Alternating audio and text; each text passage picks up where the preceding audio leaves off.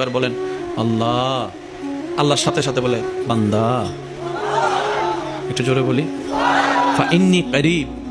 আল্লাহু আকবার, আল্লাহু আকবার, আল্লাহু আকবার। রাত গভীর হলে সম্পর্ক দুনিয়ার সাথে ছিন্ন হয়। একটু বলি, রাত যত গভীরের দিকে যাবে আপন তত পর হয়। স্বামী স্ত্রী কত আপন, মা সন্তান কত আপন, কিন্তু ঘুমাই গেলেই দেখবেন সবাই আলাদা। এক রুমে যদি 5 জন থাকে, কখন একটু খেয়াল করবেন আপনি ঘুমান নাই, 4 জন ঘুমাই আছে।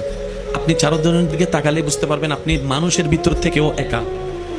একটু খেয়াল করে যদি দেখেন 4 জন মানুষ অলরেডি আছে ঘরে, স্বামী আসছে, স্ত্রী আছে, তারপরে কেমন জানি নিজেকে রুমের দিকে তাকালে, নিজের দিকে তাকালে একা একা মনে হয়, একা একা মনে হয়।